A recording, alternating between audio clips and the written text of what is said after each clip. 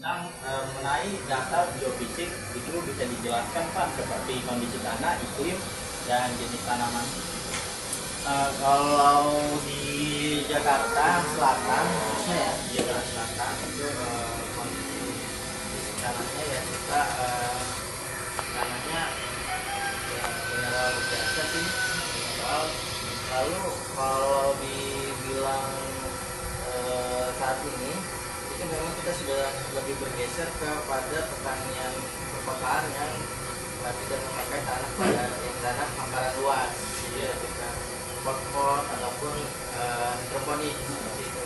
Kalau iklim ya sama ya Indonesia namanya tropis ya, itu memang suhu di Jakarta namanya tinggi, jadi memang untuk tanaman itu sayuran kita lebih ke sayuran-sayuran dataran rendah, faktor kayak tumbuhan juga tumbuhan dataran rendah ya gitu.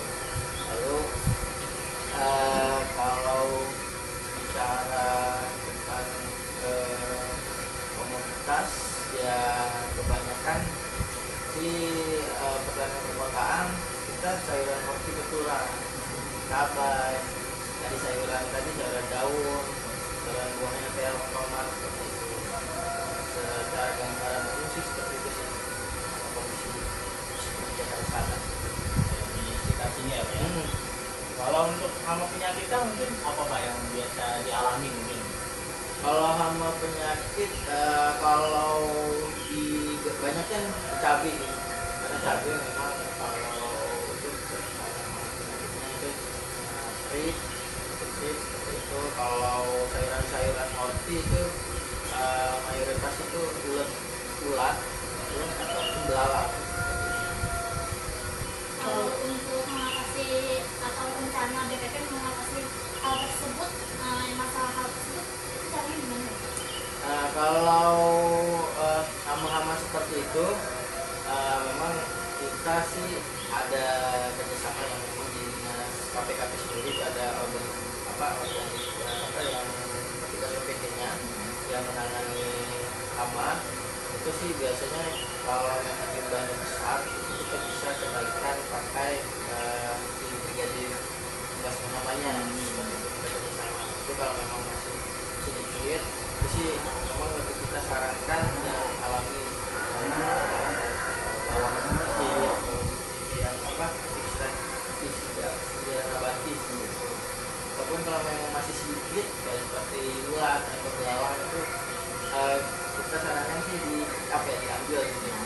Kalau memang masih sedikit, karena rata-rata kan memang kita bukan hamparan, jadi memang kayak hidroponik atau pot itu kan lingkupnya masih kecil ya, nggak lebar atau luas gitu ya. Jadi kalau memang kelihatan di pick up dulu, diambil, masih kecil diambil gitu. Kalau memang sudah terlalu banyak ataupun memang lahannya itu luas, ya kita bisa berkoordinasi dengan BPT dari dinas untuk melakukan penyemprotan.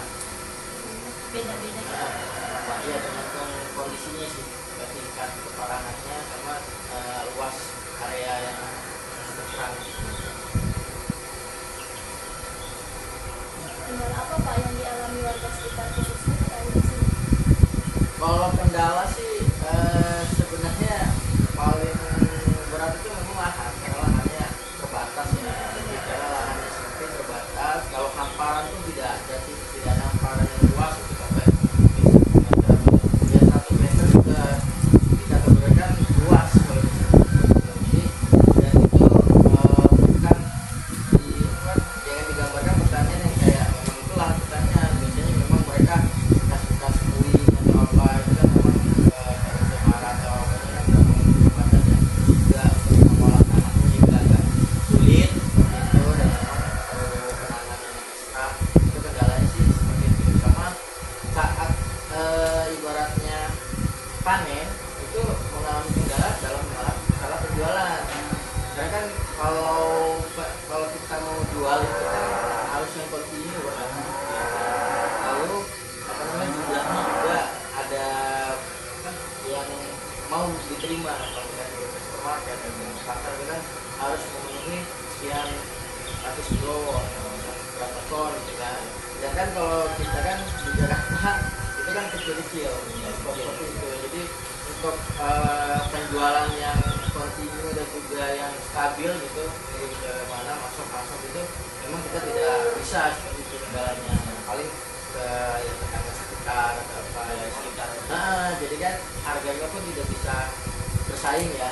Kalau ke tetangga atau ke warga sekitar kan ya pasti kan harganya ya tidak seperti kalau masuk ke supermarket atau ke mana gitu. Nah, itu sih kendalanya di pembatasan lahan sama di penjualan pasar seperti itu. Kita sih dari dinas KPKP memang kita bantu, kita ada namanya ikonik itu kayak komunitas untuk mengumpulkan hasil panen dari penggiat urban farming di Jakarta itu untuk dipasok ke hidrofarm. Nah, jadi nanti penjualannya ya kemudian dari ikonik itu untuk memasok ke hidrofarm ini supaya bisa penjualannya harganya lebih bersaing dan juga permintaannya kontinu gitu. Maksudnya diminta terus. Jadi kan kadang kalau terus nanam bingung jualnya kemana, tapi ini kan sudah ada pasar pastinya gitu. Jadi kita memang bentuk ikonik itu untuk mengakomodir si penggiat-penggiat urban farming. Tapi memang tuntutannya kualitasnya memang harus standar ya.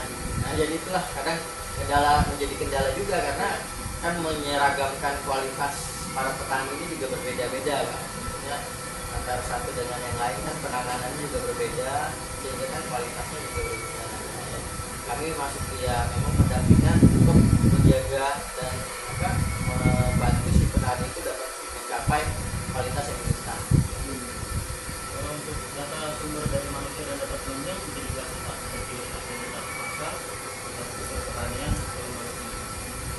Kalau infrastruktur sih di Jakarta Selatan sih khususnya kita memang karena memang Jakarta ini bukan produksi pertanian ya, tidak seperti daerah lain. Karena kalau infrastruktur ya kita tidak ada sih alutsista berat yang menunjang seperti itu, seperti kayak traktor atau outlet memang kita tidak ada karena memang tidak bisa difungsikan juga. Jadi kan lahannya tidak ada alutsista yang berat seperti itu, tapi memang kita kami fasilitasi dengan kayak yang benih-benih ataupun sarana prasarana pertanian yang itu kayak mungkin tuan penyiram ataupun dari kalau hidroponik kita ada sediakan APD pompa yang airnya itu untuk filtrasinya, dan juga kita juga ada bantuan untuk rak-rak hidroponik untuk stimulus